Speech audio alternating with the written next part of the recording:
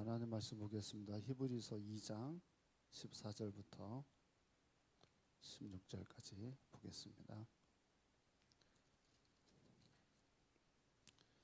히브리서 2장 14절부터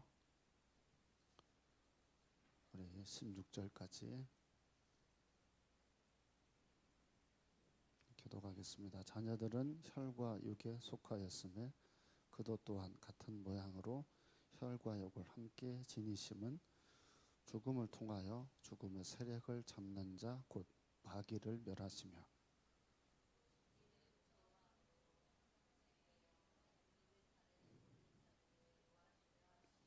다 같이 이는 확실히 천사들을 붙들어 주려 하심이 아니요 오직 아브라함의 자손을 붙들어 주려 하심이라.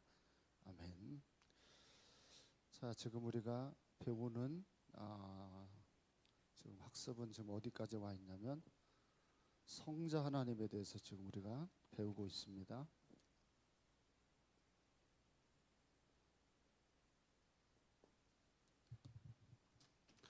자, 성자 하나님에 대해서 우리가 배우면서 제가 잠깐 이런 말씀을 드렸는데 기억이 나는지 모르겠습니다.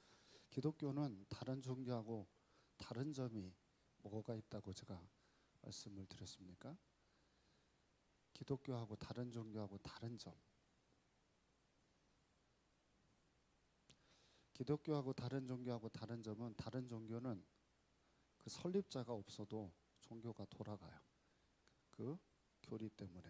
근데 이 기독교는 그 설립자를 모르면 절대로 기독교는 존립할 수가 없어요. 그래서 그 설립자에 대한 내용이 신약 구약에 다 기록이 되어져 있습니다. 그래서 그걸 빼버리면 교리는 큰 의미가 없는 걸로만 남게 됩니다. 그래서 기독교의 핵심을 알려면 반드시 누구를 알아야 되냐면 성자 하나님에 대해서 반드시 알아야 되고, 이걸 여러분 제가 오늘은 이제 여러분하고 나눌 때 성자 하나님에 대해서 가르칠 텐데 질문을 하고 답은 여러분들이 한번 찾아보는 거예요. 그래서 여러분이 이단이 아닌지, 그래서 제가 오늘 이렇게 대답하는 모양들을 보고 판가름을 내가 오늘 이렇게 지토로 이렇게 하겠습니다. 자, 일단 우리 쉬운 것부터 시작을 해보겠습니다. 삼위일체. 자, 삼위일체에 대해서 자, 여러분이 한번 삼위일체는 무엇을 말합니까? 삼위일체? 제가 이제 판가름을 오늘 내가 친다고 했으니까 모양을 이 모양을 똑바로 해가지고 해야 돼. 첫 번째, 삼위일체 할 때 성, 부, 또 자, 또 성령, 이 세 위가 하나다라고 해서 삼위일체 이렇게 얘기하죠. 성부, 성자, 성령이 위는 삼위를 가지고 있지만 몸은 하나입니다 라고 설명을 하는 게 삼위일체죠. 그래서 참 어려운 내용이지만 우리가 이 정도 우리가 알면 이제 뭐 잘 무사히 한 걸음을 지금 여러분이 잘 넘어간 겁니다. 그 다음이요, 그 중에 우리가 성자 하나님에 대해서 지금 배우고 있습니다. 즉 이 성자 하나님이 가지고 있는 그리스도라고 하는 그 뜻의 직분은 세 개라고 말씀을 드렸습니다. 뭐가 있죠? 응? 또 제사장, 또 뒤돌아 있으니까 어떻게 대답했는지 내가 지금 확실하게 지금 몰랐는데, 자, 왕이 있고 제사장이 있고 선지자 역할이 있습니다. 예수님이 오셔서 이 세 가지 역할을 다 해야만 돼요. 왜냐하면 그게 메시아가 가지고 있는 뜻이에요. 그래서 흔히 한국에서 말하는 메시아라고 하는 존재들이 있잖아요. 그 메시아라고 하는 그 존재들은 이 세 개 역할을 해야 메시아가 될 수 있어요. 근데 이런 걸 하지 않으면서 메시아라고 하면 그게 이단이 될 수밖에 없는 거예요. 그래서 여러분 구약 성경을 읽어보면 왕에 대한 얘기가 많이 나오죠. 그 왕에 대한 얘기가 왜 나올까요? 네, 예표가 되어지는 예수님을 설명하기 위한 그 부분을 예로 들기 위해서 등장을 왕이라는 존재들이 나와요. 자, 제사장이 등장을 하면 뭐에 대한 얘기를 많이 할까요? 예수님의 사역에서 찾아보세요. 예수님이 오셔서 하신 사역 중에 제사장의 사역은 뭐가 있을까요?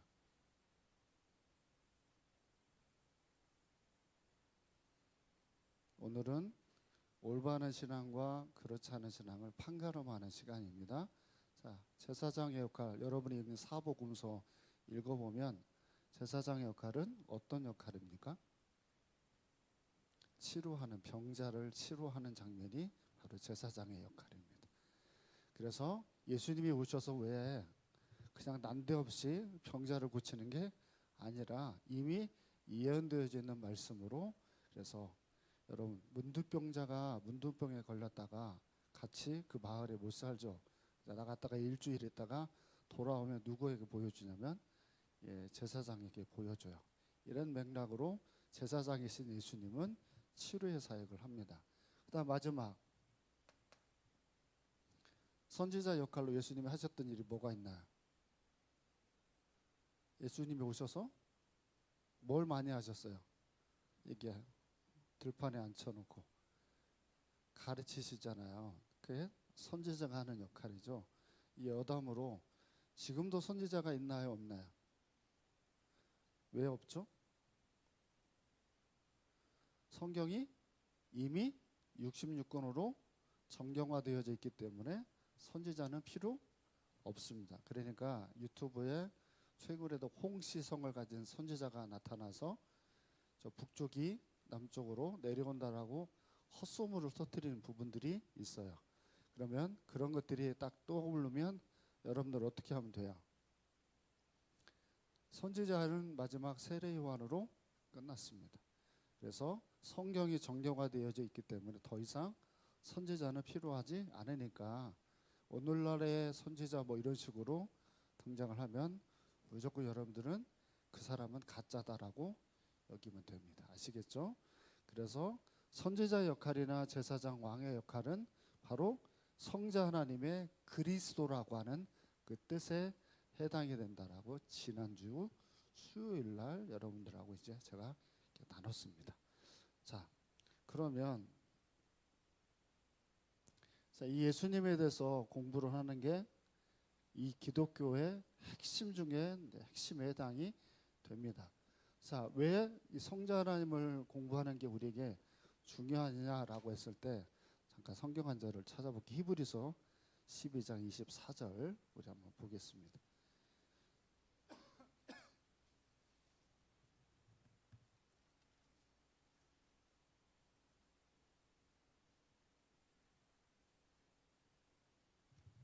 네, 히브리서 12장 24절입니다. 우리 읽어보겠습니다. 시작.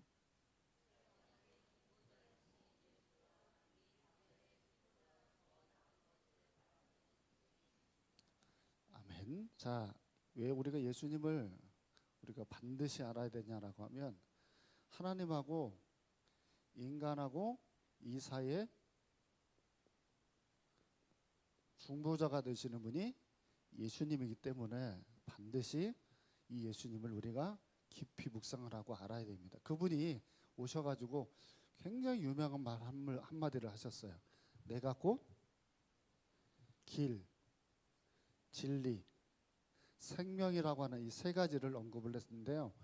왜 진리, 길, 생명이라는 이 세 가지를 설명을 했을까요? 내가 곧 길이다. 무슨 길을 말했을까요? 이 고안동에서 나운동까지 가는 길을 얘기한 거예요? 중보자라니까요. 중보자. 그러니까 인간이 하나님과 화목되어질 수 있는 길이 되시는 분은 누구밖에 없어요?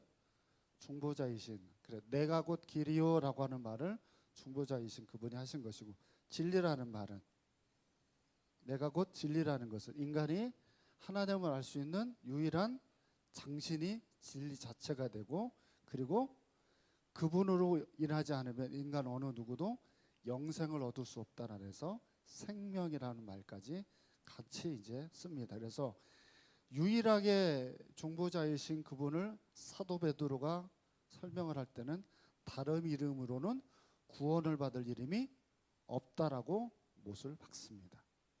자, 여러분 디모데전서 2장 5절을 잠깐 보겠습니다. 디모데전서 2장 5절입니다.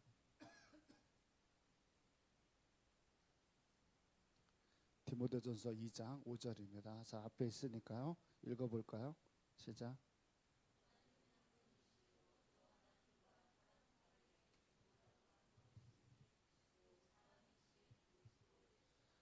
아멘. 자, 여기 앞에를 보시면 하나님은 한 분이에요. 이렇게 표현할 때는 삼위일체 전부를 얘기하는 거죠. 그죠? 또한 하나님과 사람 사이의 중보자도 한 분이다라고 할 때 이 한 분은 삼위일체 중에 성자 하나님을 말하는 거예요. 자, 곧 그 성자 하나님이 곧 뭐래요? 사람이신 그리스도 예수다. 이렇게 설명을 합니다. 그러니까 이 중보자가 되시는 분을 강조를 하는 말에 뭐가 나오냐면 사람이신 그리스도 예수다. 이렇게 표현을 해요. 그러니까 중보자가 되시는 분은 인간과 하나님과의 관계 속에서 반드시 뭐가 돼야 되냐면 사람이 되셔야만 되는 그 부분을 히브리서는 우리에게 설명을 합니다. 그러니까 유격이신 그분이 사람이 돼서 하나님과의 관계를 화목하게 만들 존재는 어떤 인간도 없습니다. 그렇기 때문에 메시아는 예수님 말고는 있을 수가 없습니다. 그러니까 단연코 요즘 뭐 자기들이 얘기하는 이만희나 정명석이나 뭐 이런 사람들의 그런 교주성 발언들은 말도 안 되는 일입니다. 자, 마태복음 28장 18절도 보세요.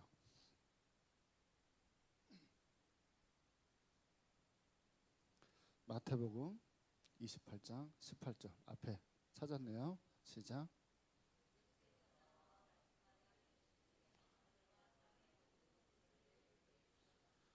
자, 예수님이 직접 하신 얘기에 그분은 하늘과 땅의 모든 권세를 가졌다는 말입니다. 그러니까 그분은 통치권을 가지고 있습니다. 그 권세는 그리스도만 있습니다.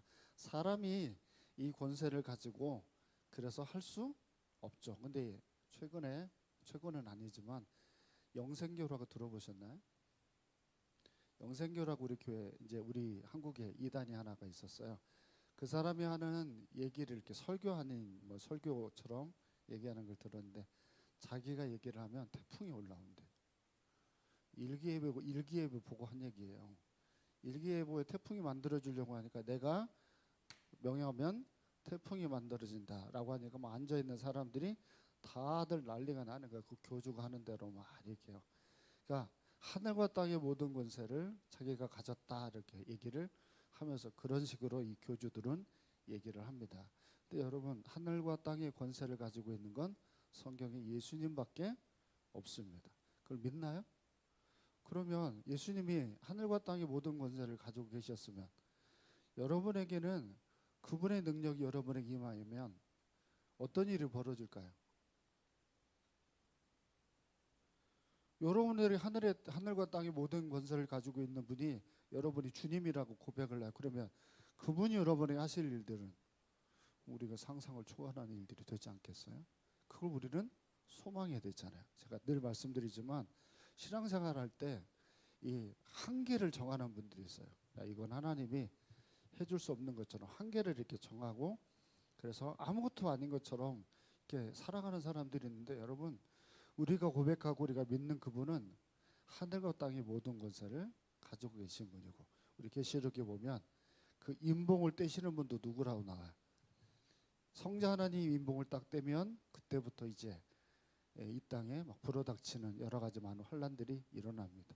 자, 요한복음 5장 27절도 한번 보겠습니다. 요한복음 5장 27절.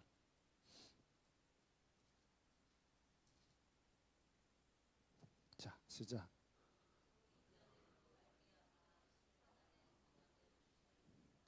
아멘. 왜 우리가 예수님을 열심히 묵상을 해야 되냐면 그분이 심판자이십니다. 심판자의 권한을 그분이 가지고 계십니다. 그래서 심판은 성부 하나님이 성자 하나님에게 맡기셨습니다. 그래서 성자 하나님이 이 땅의 모든 사람들을 심판하는, 그래서 여러분이 왜 예수님이 다시 재림해서 와야 되느냐라고 하면 그때 그분이 다시 오실 때는 심판자로 이렇게 오시는 겁니다. 아시겠죠? 좀 여담이지만 요즘 돌아가는 추세가 조금 걱정이 많이 되잖아요. 곳곳에 전쟁이 너무 많이 일어나죠. 어디에 전쟁이 일어났어요 지금? 저 러시아부터 전쟁이 일어났죠. 그 다음에는 뭐 가자 지구하고 이스라엘하고 전쟁이 또 일어나다가 지금은 이란하고 전쟁이 일어났는데 이란이 또 자꾸 주변국 걸프 지역에다가 막 미사일을 쏘고 지금 난리가 났죠. 그것만 전쟁이 난 게 아니라 파키스탄이 또 전쟁을 했고 나이지리아도 전쟁을 지금 자그만하게 일으켰고요. 최근에 태국이 캄보디아도 막 공격을 하고 이렇게 이제 전쟁들이 곳곳에 일어났죠. 이 전쟁들이 일어나는 것 모양을 보면 자, 요즘 돌아가는 추세가 참 마지막 때 같은 그런 모습처럼 참 흘러가고 있다는 그런 생각들이 듭니다. 그래서 목사님이 걱정하는 건 저기 중국이 대만을 공격하는 거예요. 그리고 나면 남아있는 전쟁이 어디가 남아있을까요? 북한하고 남한하고의 전쟁 아닐까요? 북한하고 남한의 전쟁이 만약에 일어나게 되면 여러분 우리가 지금 현재 이 누리는 것들은 아무것도 안 된 일이 될 거예요. 그죠? 자꾸 뭐 무인기를 거기다가 막 이렇게 넘기고 막 지금 북한을 자극하면 안 되잖아요. 그냥 여기서는 정말 안전하게 지금 잘 넘어가야 될 그런 상황이죠. 이런 걸 참 보면 굉장히 시대가 우리가 참 기도하면서 우리가 살아가야 될 시대다라는 생각이 들고 너무 사람들의 생각들 속에 안일하게 신앙생활하는 분들이 많지 않나 이런 생각도 듭니다. 자, 이 성자 하나님을 여러분 배울 때 핵심 중에 핵심, 가장 중요하게 우리가 성자 하나님에 대한 내용 중에 막 여러 가지들이 있는데 그 중에 최고의 핵심으로 중요한 게 뭘까요? 성자 하나님의 여러 가지 많은 성경 얘기들이 있는데 그 중에서 제일로 중요하게 알아야 될 것, 그게 뭘까요? 오늘 설교 제목이에요. 오늘 설교 제목이라고 주보에 나와 있는 뭐예요?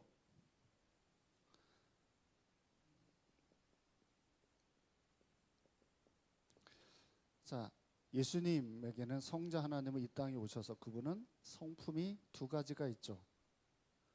하나는 뭔가요? 신성.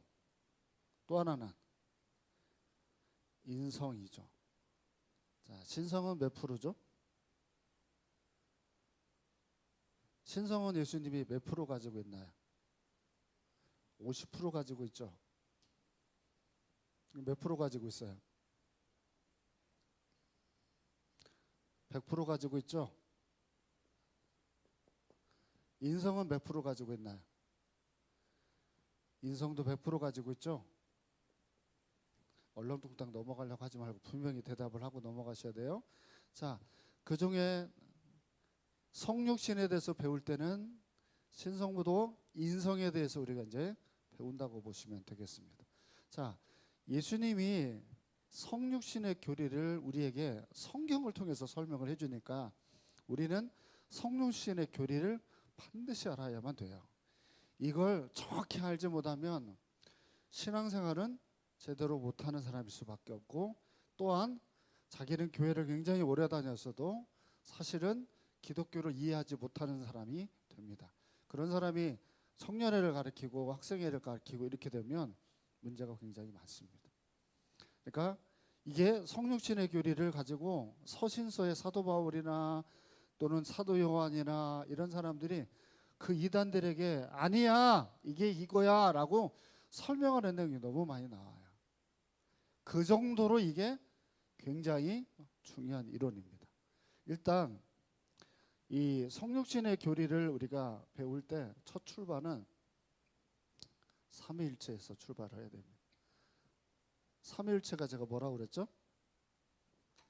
삼위는 뭐라고 그랬어요?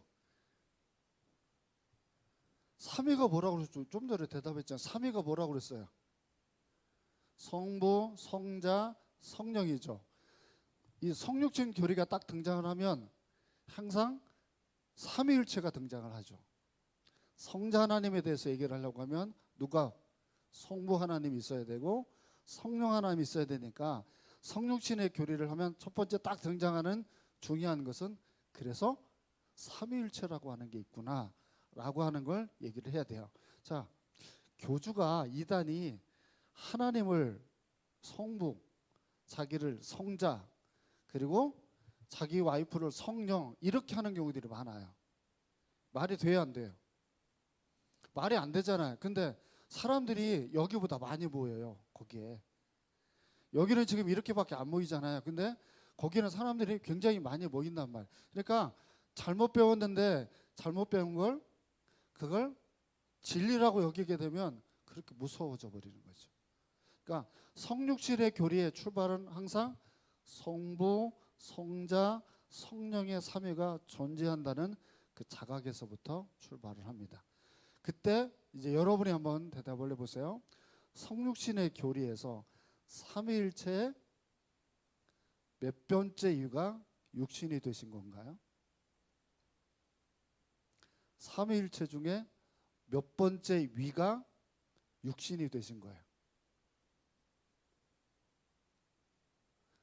삼위일체 중에 몇 번째 위가 육신이 되신 거예요?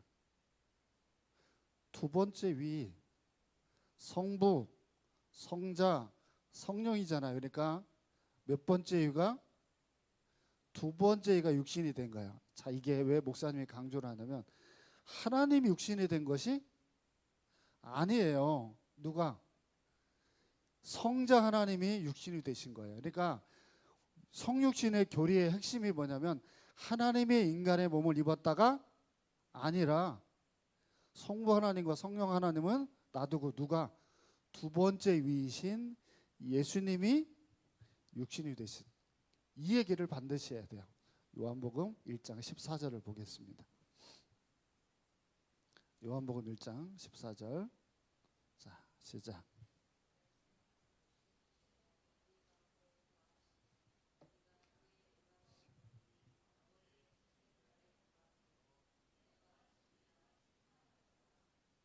자, 분명히 뭐라고 됐냐면 말씀이 육신이 되어 여기서 이제 요한복음에서 말씀은 이분을 얘기해요. 그분이 육신이 되어 이랬어요. 제가 왜 목사님이 이걸 강조하냐면 하나님이 육신이 되지 않았냐라고 하면 맞아요, 틀려요? 항상 이단은 여기는 비슷한데 끝이 다르다라고 해서 이단이라는 말을 쓰잖아요. 그러니까 어때요?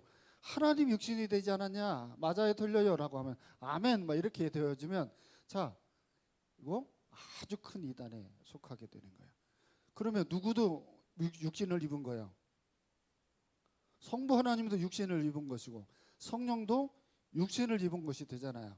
그러면 성경에 그 내용이 어디에 나와요? 안 나오잖아요. 그래서 분명하게 여러분이 짚고 넘어가야 돼요. 성육신은 두 번째 위이신 성자 하나님이 육신을 입으신 겁니다. 그죠? 만약에 이것을 얼렁뚱땅 넘어가게 되어지면 그건 분명히 잘못된 교리가 되죠. 그러면 예수 그리스도가 이 성자 하나님이 취하신 육체는 진정한 육체일까요? 아닐까요? 자, 예수 그리스도가 입으신 그 몸, 자, 목사님 같은 이 몸은 예수님의 몸은 우리와 똑같은 몸이다? 아니다. 똑같은 몸이라고 주장하지 않는 사람이 있습니다. 그게 이 신약 성경에 나와 있는 이단들이었습니다. 교회를 다 뒤집어 엎었던 이단들입니다. 그들이 누구냐면 영지주의라고 하는 이단입니다. 이 사람들은 예수님이 몸을 입은 건 맞는데 몸의 모양만 입었다고 얘기를 합니다. 진정한 육체가 아니고 모양만 그냥 육체적으로 보일 뿐 그 안은 우리하고 다르다고 주장을 하게 된 겁니다. 그래서 헛개비 같은 몸이에요. 그러면 헛개비 같은 몸을 가지고 있게 되어지면 예수님은 그래서 외형은 몸인데 안에는 몸이에요, 아니에요? 외형은 몸인데 안에는 몸이 아닌 것이 되어버려요. 그러니까 성경의 교리와 어긋나게 되죠. 그러니까 분명히 성경에는 말씀이 육신이 됐다라고 분명히 딱 짚고 있기를 하잖아요. 그러니까 여기서 말하는 육신은 헛개비 같은 몸이 될 수 없습니다. 그러면 성육신이 되신 예수님은 새로운 인격이 된 거다. 아니다. 자, 예수님이 지금 세이 혼자 대답하고 지금 다른 분들은 다 지금 대답을 안 했어요. 자, 다시 성육신에 의해서 만들어진 인격은 새로운 인격이다. 아니다. 자, 분명히 그분은 인간의 본성을 입었으니까 우리하고 인격이 다르면 돼야 안 돼요? 안 되죠. 우리하고 똑같은 인격이 되어져야 되는데 이렇게 그 당시 이단을 가르쳤어요. 자, 예수님이 신성이 있고 예수님이 인성이 있잖아요. 그러니까 이게 둘이 합해진 새로운 인격이라고 얘기를 하는 이단들이 있었습니다. 어때요?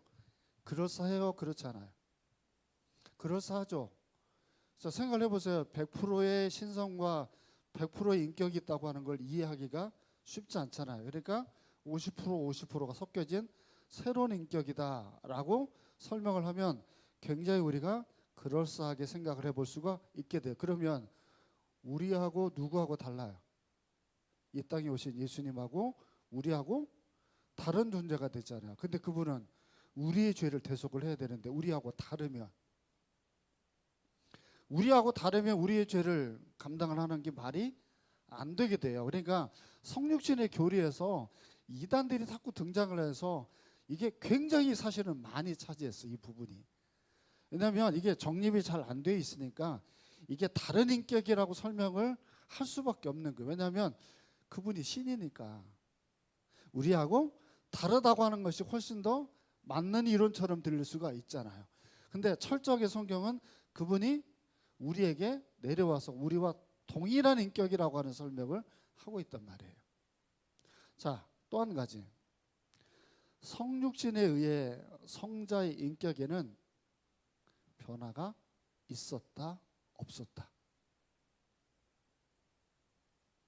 성육신으로 오신 예수님의 인격에는 이 땅에 와서 변화가 있었다, 없었다.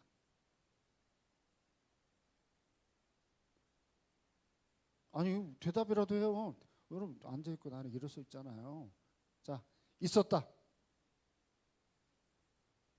한 명도 함께하는 게 없는 걸 그러면 없었다. 없었다 조금 전에 비슷하게 제가 설명했잖아요. 그러니까 참 이렇게 중심을 딱 잡고 있어야죠. 그러니까 그분은 인격의 변화가 없었죠. 성자의 인격의 변화가 생겼다라고 가르치는 이단들도 있었을까요, 없었을까요? 있었죠. 자, 만약에 그게 문제가 되어지면 골치 아파요. 그러면 여러분 아무리 인격에 아무런 변화가 없었어요. 그러면 이제 질문 하나 해볼게요. 예수님이 여자의 몸을 빌려서 세상에 태어났잖아요. 그 여자가 누구죠? 심사인당이잖아요. 5만 원짜리 그 심사인당이죠. 자, 마리아의 몸에서 태어났어요. 질문이라고 그랬어요. 그 몸 안에 있을 때도 예수님은 신이었을까요, 아니었을까요?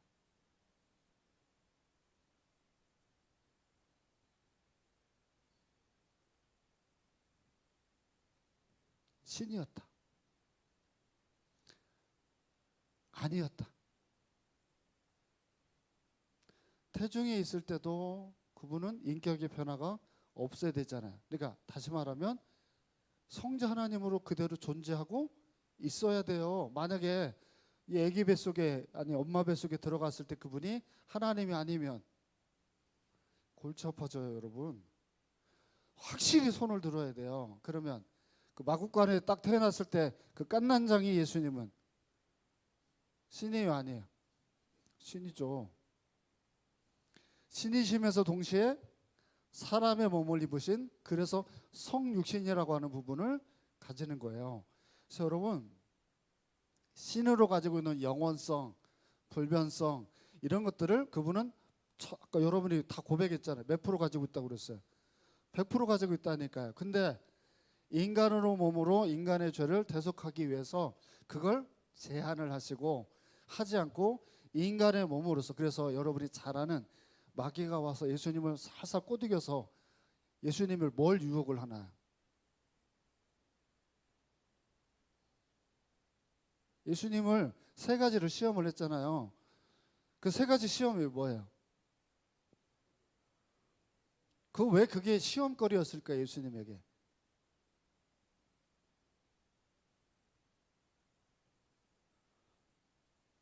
여러분 보세요. 여러분 왜 시험이라고 하는 그 마귀가 하는 그 시험이, 자, 돌을 명해 가지고 떡을 만들어서 먹으라는 게 그게 왜 시험거리야? 이건 예수님은 할 수 있어요, 없어요? 할 수 있는 일이에요. 근데 그걸 하게 되어지면 그분의 신성을 발휘하는 것이 돼요. 그러면 인성을 가지고 이 땅에서 살아가야 될 예수님에게는 그 마귀가 그 꼬시는 말이 나를 얼마든지 할 수 있는 일이에요. 우리한테 목사님 돌멩이를 명해 가지고 떡을 만들어서 먹으세요. 그래 목사님한테 시험거리가 돼야 한대. 저한테 시험거리가 돼야 한대요. 안 돼요. 왜? 나 못하니까. 내가 돌을 명해 가지고 내가 아무리 거기다 대고 우리 함께하는 교회 이번 주 밥 먹어야 되니까 돌들에게 명해 가지고 이 모든 것들이 다 밥이 되라라고 아무리 소리 지르고 목소리를 막 해가지고 아무리 해도 이게 변하지를 않아요. 또 예수님이 두 번째 저기 옥상에서 한번 떨어지면은 천사들이 와서 너를 받들 거라는 거예요. 자, 맞아요, 안 맞아요?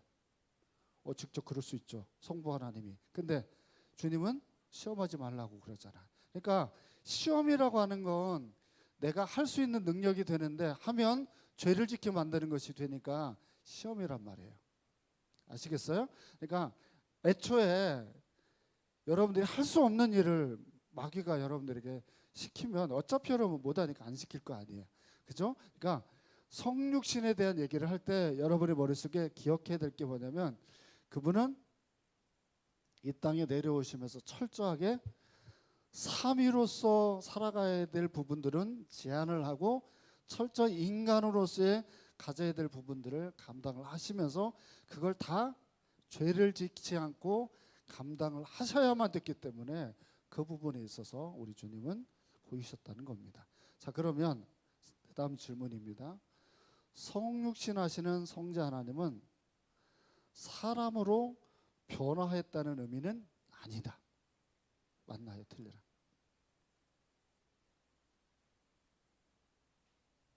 그러니까 성자 하나님이 사람으로 변했다는 이론은 맞다, 틀리다? 자, 로마서 8장 3절을 보겠습니다. 로마서 8장 3절. 로마서 8장 3절. 자, 시작.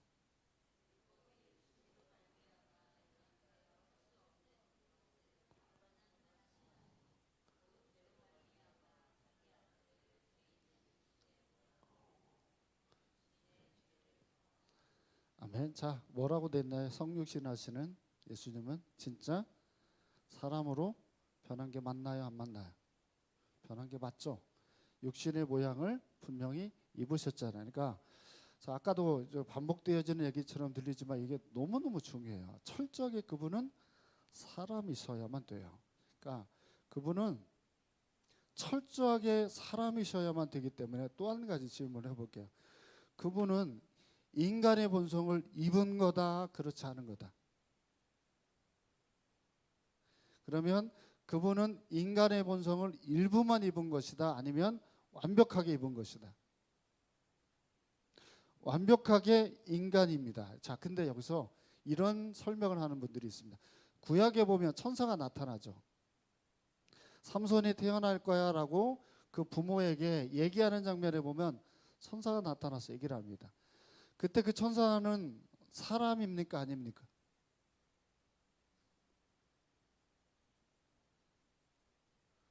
천사란 말이에요. 천사예요. 근데 천사인데 만화의 부인에게 나타날 때 사람의 모양을 입고 나타납니다. 그러니까 그때 사람의 모양을 입은 천사는 자, 성육신하고 같아야 달라요. 다릅니다. 그때 나타난 천사는 사람의 몸을 입은 건 잠시 뭐 하는 거예요? 네, 사람의 모양을 입은 형태가 됩니다. 근데 성육신은 사람의 모양을 입은 게 아니라 뭐라고요? 사람이라고요. 사람 자체라고요. 그러니까 성육신을 설명을 할 때 좀 전에 제가 말한 그런 패턴으로 설명하는 사람이 있어요. 그러니까 잠시 사람의 모양을 입다가 언제 그 사람의 모양에서 확 떠났다고 얘기하냐면 여기 십자가에 못 박혔을 때 떠난 거예요. 그러니까 떠나면 십자가에서 사람이 예수님이 죽어야 되는데 죽은 거예요? 안 죽은 거예요? 안 죽은 거잖아. 왜? 사람의 모양만 입고 있다가 떠나버렸으니까 죽은 것이 안 되잖아요. 근데 죄의 싹은 사망이잖아요. 사람이 죽어야 된단 말이에요. 그러니까 십자가는 철저히 예수님이 죽었다라고 표현을 합니다. 신의 현현이라는 말 들어보셨을 거예요. 신의 현현이 뭐냐면 예수님이 사람의 모양으로 잠시 입고 사람에게 나타나는 경우들이, 이게 성경에 보면 언약의 사자 이런 말이 나올 때가 그 성자 하나님이 사람의 몸을 입고 잠시 나타날 때, 이때는 인간의 본성을 입으신 게 아니라 사람의 모양을 잠시 빌린 건데, 성육신은 말 그대로 사람의 본성을 그대로 가지고 태어나는 거예요. 자, 오늘 본문을 보세요. 히브리서 2장 14절. 오늘 본문 히브리서 2장 14절. 자, 읽어볼게요. 앞에 보고 시작.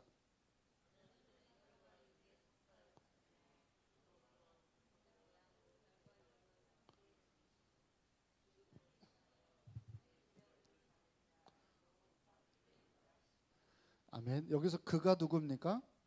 바로 그 성자 하나님을 설명하는 내용입니다. 그러니까 그도 또한 같은 모양으로 혈과 육을 함께 지니심 돼 있잖아요. 그러니까 죽음을 통하여, 지금 죽은 거예요, 안 죽은 거예요? 십자가에서 죽으신 거예요. 그래서 십자가에 죽었는데 그분이 거기서 성부 하나님에 의해서 어떻게 된 거예요? 이제 최근에 오는 부활절, 그게 바로 그거잖아요. 성부 하나님의 성자 하나님을 살리면서 죽음의 세력에서 이제 마귀를 멸하는 그런 은혜를 누리게 됐음을 설명하는 내용이에요. 자, 그 16절도 뒤에 보세요. 16절 시작.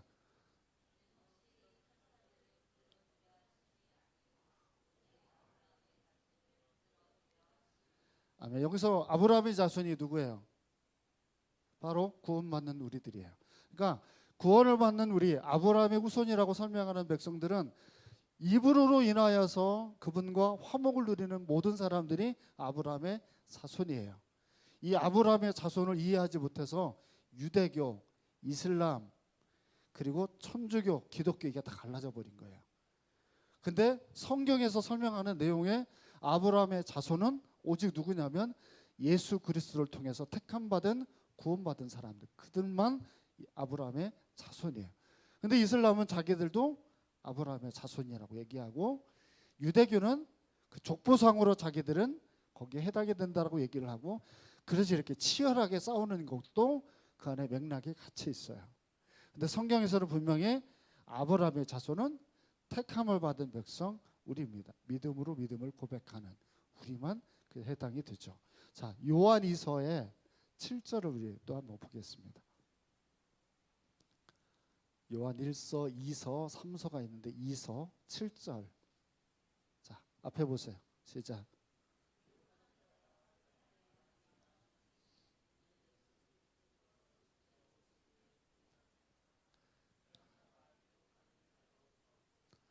자, 이런 내용이 있는 걸 보면 이런 주장을 하는 사람이 있었다는 얘기죠.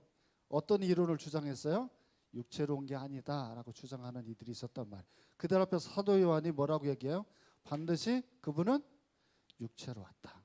아시겠습니까? 그러니까 그분은 육체로 왔는데 어떤 사람이 이렇게 얘기하더라고요. 예수님이 육체로 입고 그리고 다시 그렇게 살아가기 시작한 시점을 세례받을 때, 세례 요한에게 세례받을 때, 그리고 아까 제가 좀 전에 말한 것처럼 육체가 떠날 때는 십자가에서 떠났다, 이렇게 가리키는 이단이 그 당시도 있었어요. 그러니까 굉장히 이게 혼란스럽게 했던 당시 이론입니다. 자, 그러면 제가 좀 전에 말한 것처럼 성육신하신 그분은 완전한 인성을 취하셨어요. 그러면 자, 예수 그리스도의 인성은 어디에서 취하게 됐을까요? 이제 이 질문을 해봐야 됩니다. 예수님의 인성은 어디에서 취함을 받았나요? 신성이 있고 인성이 있잖아요. 그럼 예수님의 인성은 언제 취하게 된 거예요? 예수님의 인성이 언제 만들어져야 되잖아요. 인성도 100%고 신성도 100%잖아요. 신성은 삼위일체 입교의 두 번째 입교계시니까 가지고 계셨고, 그러면 사람의 가지고 있는 인성 100%는 언제 만들어진 거예요? 자, 자신 있게 손 들고 해보세요. 언제 만들어진 거예요? 태초에 만들어졌다는 분도 있고, 또 그 왜 여자의 몸을 빌렸을까요?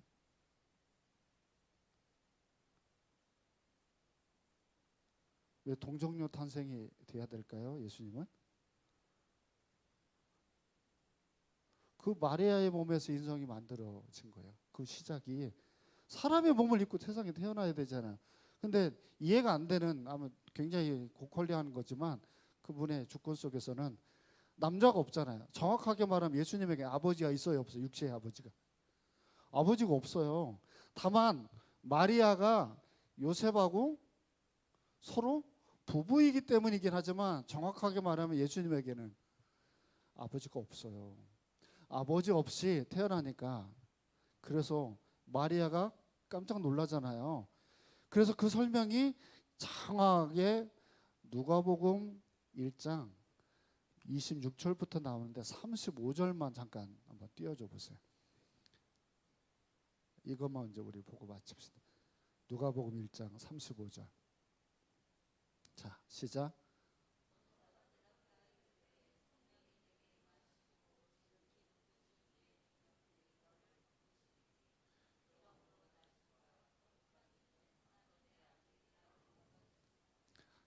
천사가 마리아에게 설득하는 장면의 얘기예요. 마리아가 남자하고 관계를 맺지를 않았는데 아이를 갖는 데는 이해가 안 되죠. 그렇죠? 그러니까 자기에게 아기가 생길 수가 없는데 아기가 생길 거라고 얘기하고 그 사람은 거룩하고 하나님의 아들이다라고 이제 설명하는 내용이에요. 그러니까 성령이 내게 임하셔서, 그러니까 성령 하나님이 이걸 가능하게 했다는 얘기죠. 그러니까 이게 목사님 이게 말이 됩니까라고 이성의 논리로 접근을 하면 이건 절대로 풀리지 않는 대답입니다. 근데 그분이 가지고 있는 주권 속에서 이것을 생각해 보면 가능한 일이죠. 그래서 마리아는 이 말을 그대로 받아들이게 되고, 그래서 엘리사벳 집에 6개월 동안 있으면서 또 거기에서 함께 이제 교류를 하면서 얘기하는 그 장면이 이제 등장을 하고, 마태복음에서는 아버지 입장에서 설명을 합니다. 요셉에게 권면하는 내용들로. 그래서 동정녀 탄생으로 그분이 세상에 태어나야 되는데 태어나게 된 이유는 뭐 때문에? 그분의 인성 때문에. 인성 100%를 위해서 그 어머니의 그 몸을 빌려서 세상에 태어나는 창세기 3장 15절의 예언이 그대로 이루어지는, 바로 그게 이 성육신이라고 하는 교리의 얘기들입니다. 그러니까 오늘 얘기들이 가서 여러분들이 다시 한번 리바이벌을 해보시고 머릿속에 대충은 머릿속에 가지고 계십시오. 그래서 이 기독교에서 이 동정녀 탄생이나 성육신의 교리가 얼마나 중요한지 잊지 마시기를 바랍니다. 기도하겠습니다. 살아계신 하나님, 저희들의 죄를 사하고자 이 땅에 내려오셔서 우리의 허물과 죄를 모두 감당하셨던 그 놀라운 교리를 오늘 저희들이 배웠습니다. 이 사랑, 이 은혜 저희들 잊지 않고 평생의 삶을 주님 앞에 감사하며 살아가도록 인도하여 주옵소서. 거룩하신 예수님